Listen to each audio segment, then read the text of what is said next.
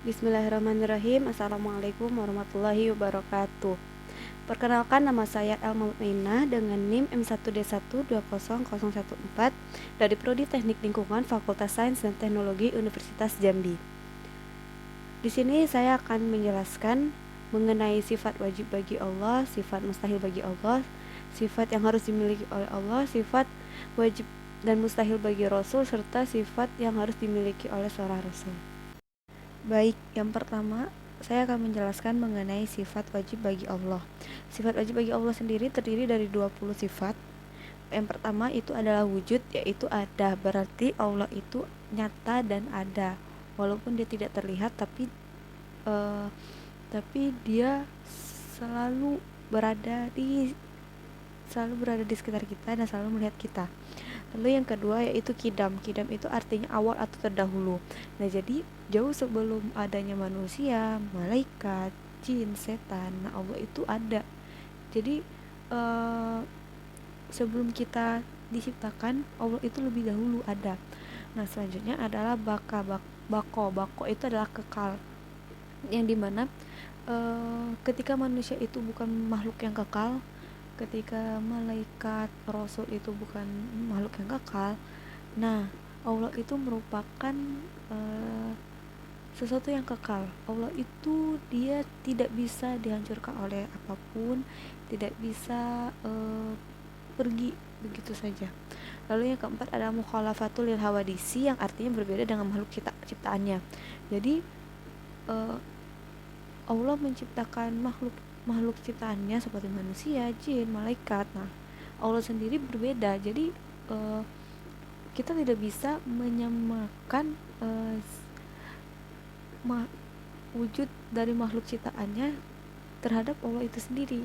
Nah, selanjutnya adalah qiyamuhu binafsihi, yang artinya berdiri sendiri. Jadi Allah itu dia bisa berdiri sendiri. Allah itu dia tidak membutuhkan pertolongan dari apapun, dari siapapun. Allah itu bisa melakukan sesuatu hal, segala hal itu sendiri dengan tangannya sendiri. Lalu ada wahdaniyah, yaitu tunggal atau esa. Allah itu satu. Allah itu tidak bisa yang namanya diduakan. Allah itu tidak beranak dan tidak pula diperanakkan. Nah, selanjutnya yang ketujuh adalah kudrat. Kudrat itu berkuasa. Uh, jadi Allah itu maha kuasa. Jadi tidak ada makhluk lain yang berada yang kekuasaannya lebih tinggi daripada Allah. Lalu ada irodat. Irodat itu artinya berkehendak. Jadi segala sesuatu yang dilakukan oleh makhluk ciptaannya, ketika Allah berkehendak maka akan terlaksana, dan apabila Allah tidak berkehendak maka sesuatu hal itu tidak bisa dilaksanakan atau akan gagal. Yang kesembilan adalah ilmun. Ilmun itu artinya mengetahui. Jadi Allah itu maha mengetahui segala isi hati makhluk ciptaannya, mau itu manusia, jin, setan, malaikat, dan nabi dan rasul. Lalu yang ke-10 adalah hayat. Hayat itu artinya hidup. Jadi Allah itu hidup. Allah itu bukan bukan makhluk, bukan sesuatu hal yang dapat mati gitu. Lalu yang ke-11 ada sama itu artinya mendengar. Jadi maksud dari sifat Allah ini adalah Allah itu maha mendengar, baik yang diucapkan melalui mulut atau yang disembunyikan di dalam hati. Yang ke-12 ada basar. Basar itu artinya melihat. Jadi Allah itu maha melihat segala sesuatu hal yang ada di bumi. Penglihatan Allah itu tidak terbatas.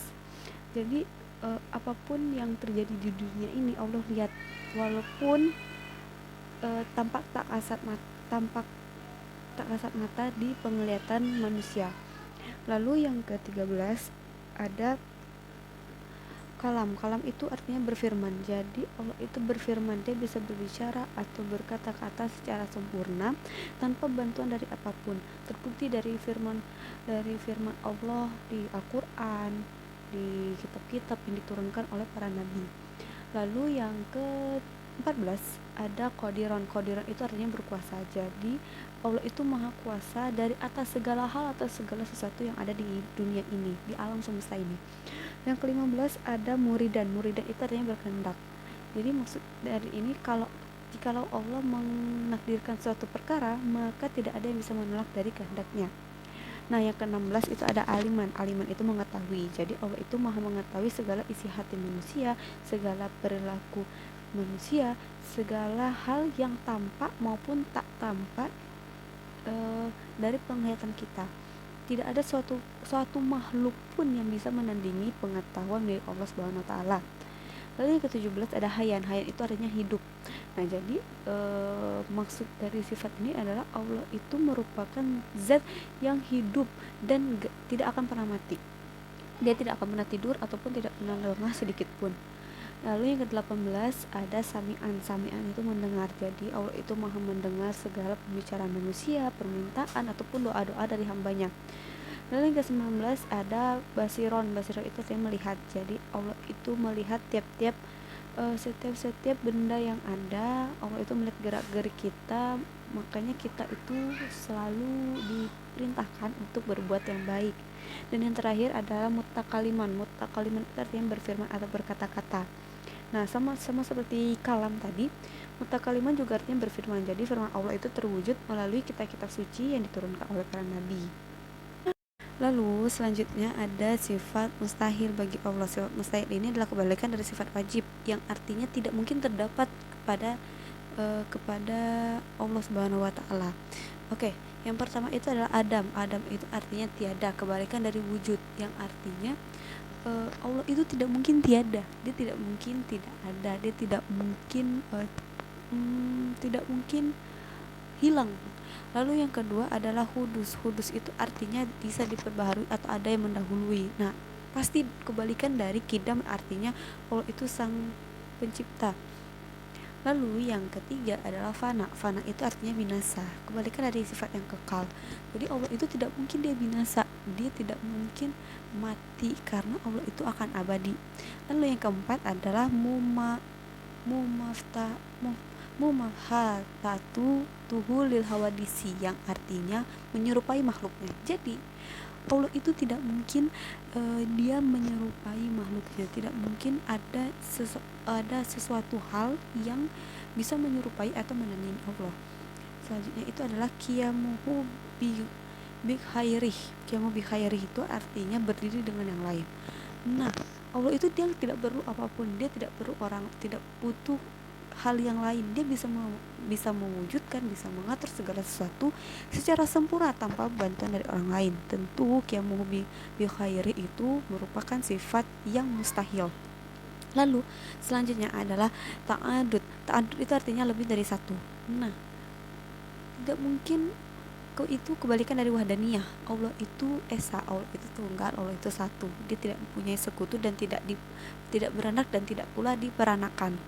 Lalu yang ketujuh ada ajhun. Ajhun itu artinya lemah, merupakan dari kudrat. Kudrat itu kan artinya berkuasa.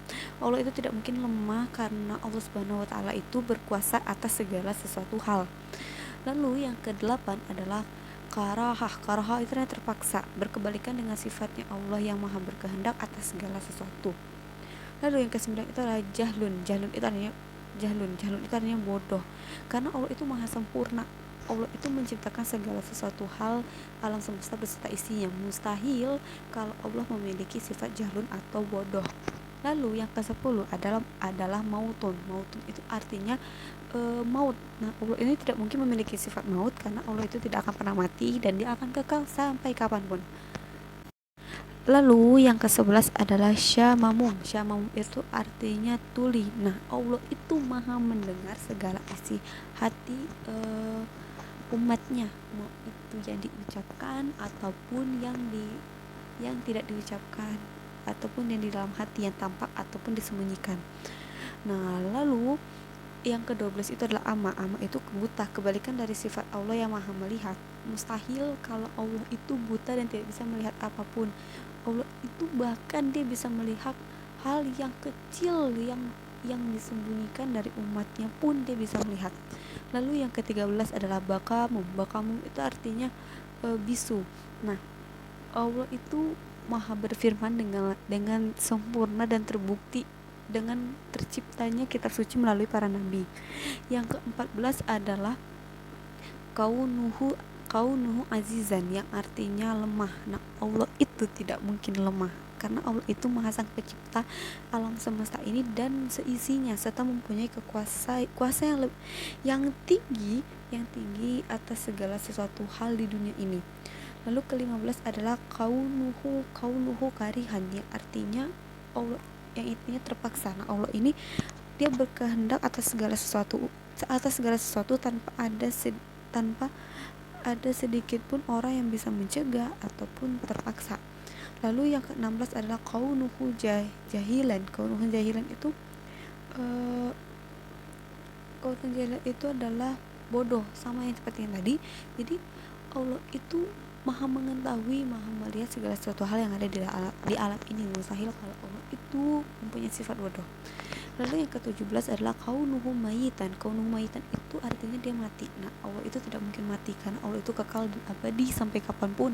Bahkan manusia ataupun rasul nabi yang bisa meninggal,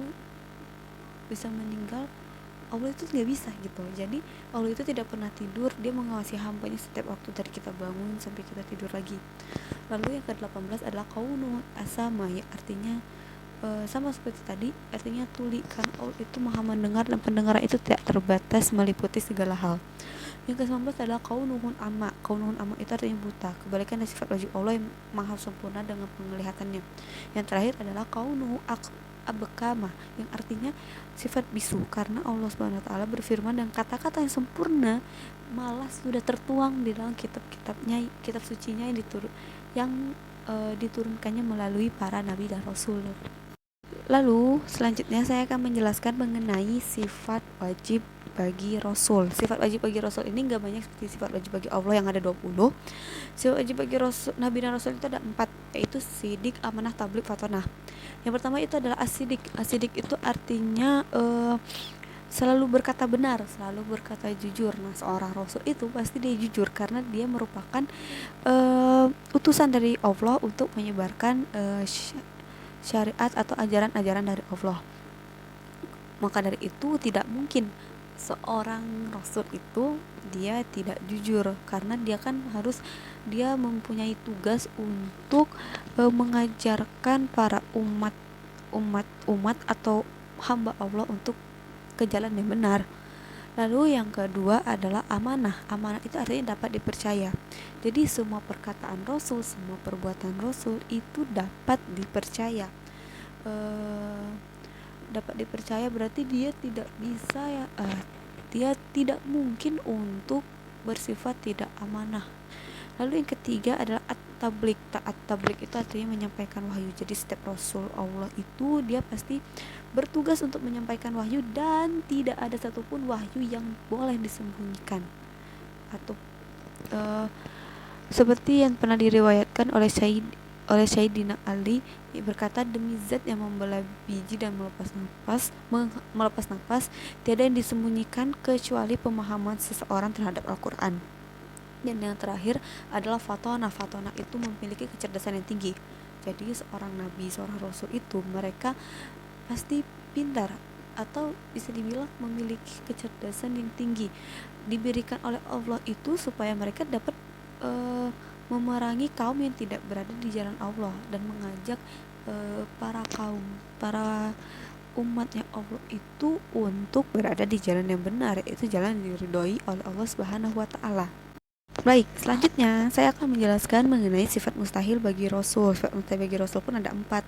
Yang pertama itu adalah al-kizib. Al-kizib itu artinya bohong atau berdusta. Mustahil seorang Rasul atau seseorang yang sudah diutus oleh Allah Subhanahu wa taala itu mereka berkata bohong atau berkata dusta atau berkata yang tidak mungkin akan terjadi atau tidak mungkin ada. Nah, yang kedua adalah al-khianat. Al-khianat itu artinya berkhianat. Jadi tidak mungkin seorang nabi atau rasul itu dia berkhianat terhadap umatnya, dia berkhianat kepada Allah Subhanahu wa taala. Pastinya semua yang diamanatkan oleh Allah Subhanahu wa taala kepada rasul itu pasti disampaikan dan dilaksanakan. Yang ketiga adalah al-khidmat. Al-khidman itu merupakan sifat khidman, yaitu menyembunyikan. Jadi seorang rasul itu tidak mungkin memiliki sifat tersebut karena seorang rasul itu harus dan wajib untuk menyampaikan segala sesuatu hal, segala wahyu yang telah diberikan oleh Allah Subhanahu wa taala kepada seluruh umatnya. Dan yang terakhir yaitu al-baladah. Baladah itu artinya bodoh. Nah, semua rasul pilihan Allah Subhanahu wa taala tidak mungkin bodoh, karena meskipun mungkin pada awalnya misalkan Rasulullah Shallallahu Alaihi Wasallam tidak bisa membaca menulis pun, dia sangat pandai dalam berdakwah, menyampaikan wahyunya Allah. Nah, karena seorang rasul itu harus pintar, karena ia memiliki tugas dan kewajiban untuk menyampaikan wahyu dan membuat umat Allah Subhanahu Allah Subhanahu wa taala itu berada di jalan yang baik dan benar. Lalu yang terakhir, saya akan menjelaskan mengenai sifat yang harus dimiliki oleh Allah dan Rasul. Jadi sebenarnya sifat yang tadi yang sudah dijelaskan, yaitu sifat wajib bagi Allah, sifat wajib bagi Rasul, itu merupakan sifat yang harus dimiliki oleh seorang Rasul dan Allah Subhanahu wa taala. Karena apabila misalkan nih Rasul itu tidak memiliki salah satu sifat, ya maka dia tidak bisa disebut Rasul. Jadi sifat yang harus dimiliki oleh Allah dan Rasul adalah sifat-sifat wajib yang tadi telah dijelaskan oleh saya, yang mungkin teman-teman ataupun teman-teman yang lain bisa lihat di Google gitu. Mungkin cukup sekian penjelasan dari saya, semoga bermanfaat bagi kita semua. Mohon maaf apabila ada kesalahan, karena kesalahan itu datangnya dari diri saya sendiri dan kesempurnaan hanya milik Allah Subhanahu wa taala. Wabillahi taufiq wal hidayah. Wassalamualaikum warahmatullahi wabarakatuh.